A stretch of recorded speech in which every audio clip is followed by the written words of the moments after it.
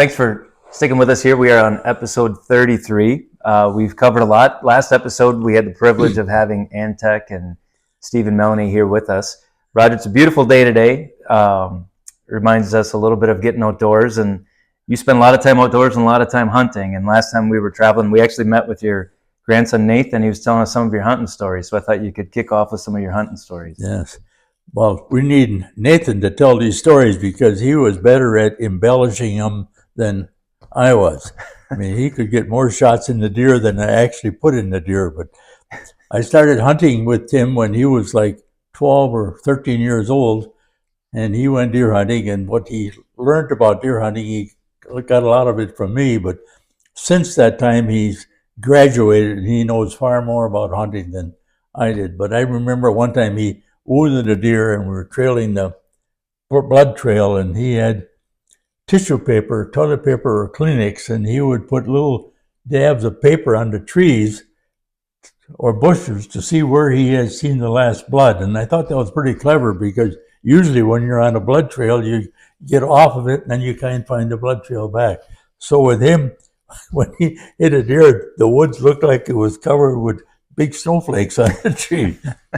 But he was a good hunter, and he shot a lot of deer. And after he did the gun hunting, then he got into archery, and he shot a big game with a recurve. A recurve is not a compound bow. It's one you just pull back, and you have to hold the whole weight of the bow, the 60 pounds, and you don't hold it very long. So it's a real quick shot bow and arrow.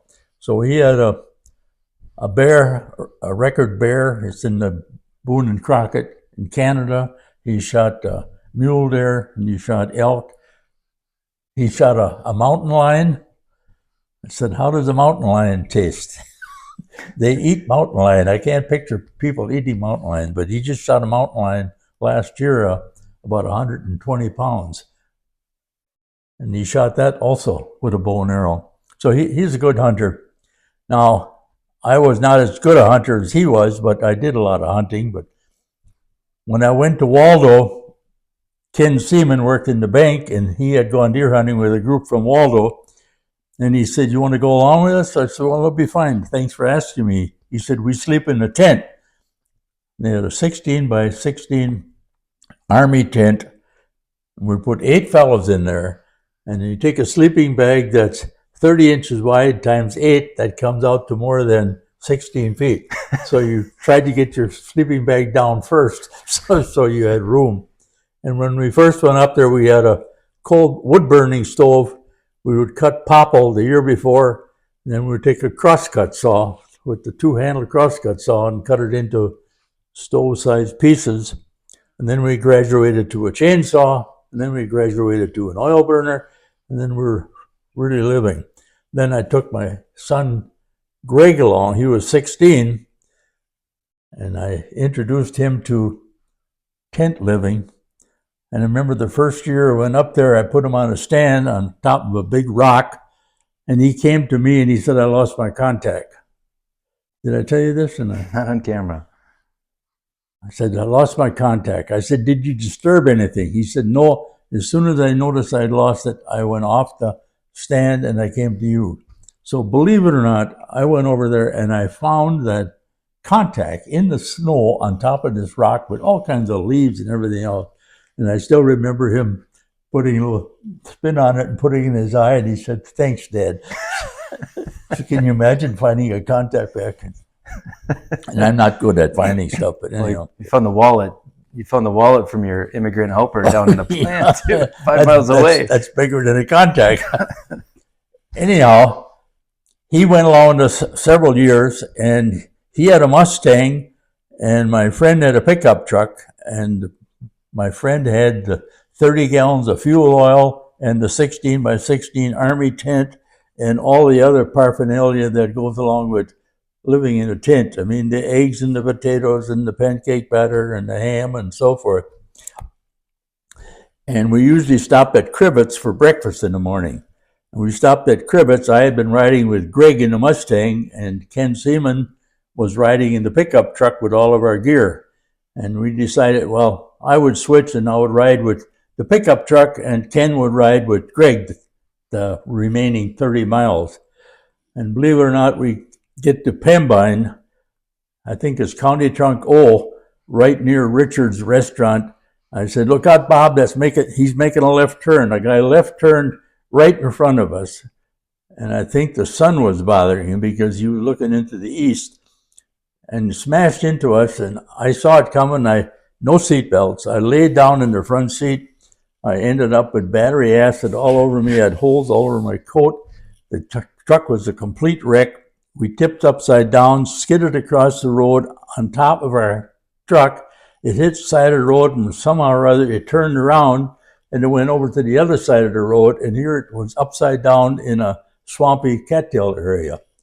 And my son was right in back of me. And just to clarify, no seatbelts because it wasn't built with seatbelts, right? That's right. It was, they had no airbags or anything else. I mean, that was quite a while ago. That's when you were still living in a tent. Anyhow, can you imagine how my son must have felt, because he saw the whole thing happen. He said, just stay there, we'll get help. I said, I'm getting out of here before it starts burning. So I crawled through the windshield and upside down, and I got out of the vehicle.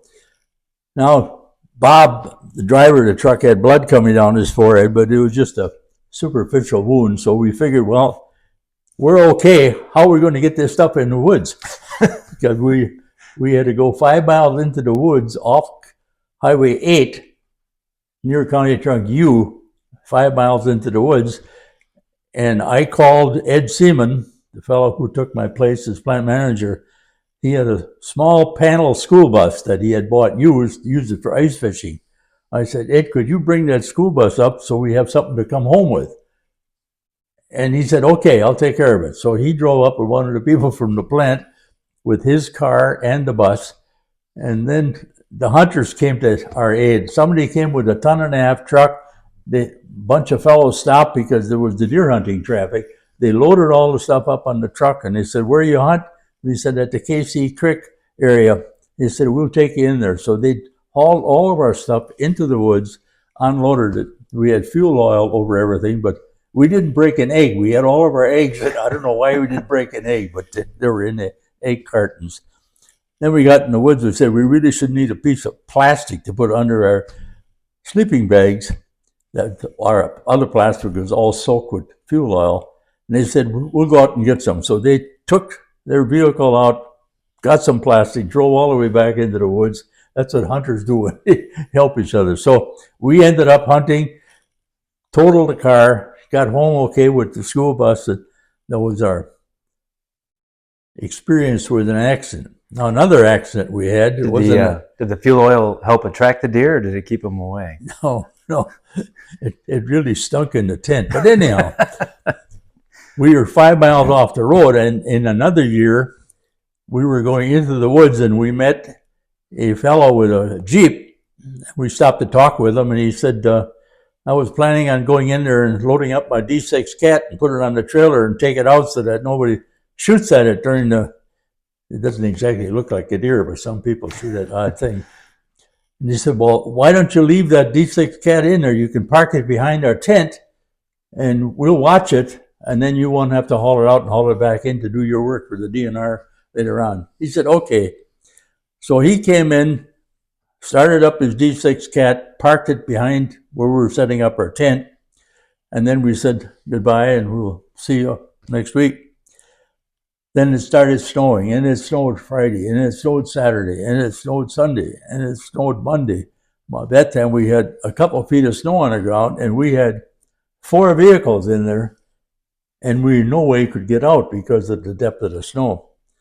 So we walked out to the highway with 6 fellows with our feet, and we got one of our vehicles out to the highway after about 3 hours. And lo and behold, who do we meet? The guy with the Jeep. And he said, I'll just come and take a look at it on my D6, see if it's okay. I said, well, why don't you come on in, load up, we got just enough drivers. You load up the D6 and the trailer. We have a driver for your Jeep. We have a driver for the truck that was hauling his D6 Cat. And we have enough drivers for all of our vehicles. Okay, he said. So we rode in with his Jeep, got our tent put together real quick. He started up the D6 Cat. he bulldozed 5 miles out to the Highway 8. We got all of our vehicles. We should have had a picture of that. We had the truck, the trailer, the D6 Cat was leading, and we had 4 cars, and it was quite something, but we made it out. And we had a couple deer too, so. After that, my son said, I would kind of like to have a place where we could take a shower. So he went hunting a couple times up there. He shot a couple deer, but that was the end of his tent.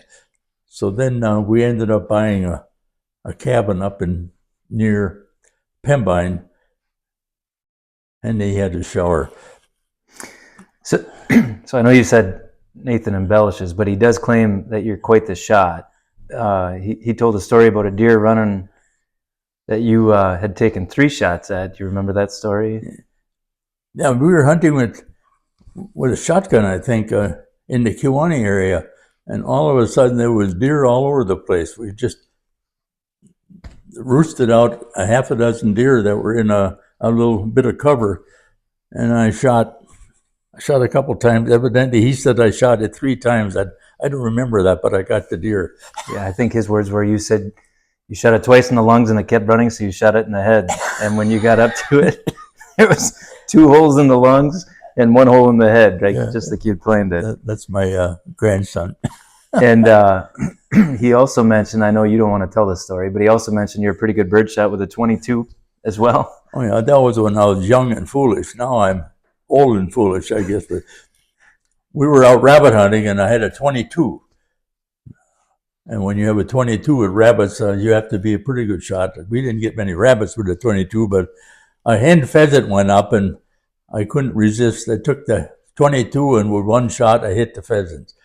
And I didn't have any intention of killing the pheasant. I didn't think I was going to hit it, but it teaches you never shoot at something or aim at something that you don't intend to shoot at. So anyhow, I left the pheasant lay, but somebody took the pheasant home to their dad, and the dad called the game warden. The game warden called me and sat in my yard, and he said, you should shoot this pheasant? I said, yes. I wasn't going to lie about it because he had. So he said, well, you're going to have to go to court. So he said, and I knew we were going to confiscate my gun, but I ended up finding another gun. I think it didn't have a firing pin in it, but I brought this other gun in when they said, we're going to confiscate your rifle. And I bought that rifle for $10 and I turned that in. But then I Did he believe you? Pardon? Did the game warden believe you'd use that gun? Well, yeah, he said to me, if you shot a pheasant with that gun, I think it would be quite a miracle. That's all he said. But then I couldn't hunt for a year. But I went along with the fellows that were hunting, and they were rabbit hunting. They were stepping on a brush pile, and they had their shotguns up against a tree, and a rabbit came running out, and I quick grabbed one of the shotguns, and I shot the rabbit, and I put the gun up against the tree again. So it taught me, don't shoot at something that you don't intend to hit. Last comment. You worked at a canning company. Did you ever use that to your advantage when you're deer hunting? Oh, yes. When you go deer hunting and sit on the stump, you get cold. So I thought, we'll take some number 10 cans, which was the food service can. It was about that high. You can buy these in the store, but I thought we'd make them. We'd fill up the can with, put some newspaper on the bottom of the can, and you'd also put it on the top after you fill it up with charcoal because you didn't know which end was which. So you put a handful of newspaper on the bottom, and you put a cup full of lighter fluid in, and then you'd fill up with charcoal, and at the top you'd put another handful of newspaper, and then I'd run them through the clothing machine and put a cover on. Now I got my heater. And then you'd take a church key, a beer can opener, in reverse on the side of the can, and you'd put diamond-shaped holes all the way around the top and all the way around the bottom, and you'd put a match in there, and the lighter fluid would poof, and that would burn for about 5 hours. And you could take I had some ham along, I would fry my ham on the top of the tin can. It worked out pretty good. Then after 10 years, my whole stand was covered with these rusty tin cans, which we, of course, picked up and hauled away. It worked out pretty good. And then, of course, everybody else wanted them. So we had a production line, And I took all dented cans that were going to be thrown away because they didn't have to be perfect. It really worked good.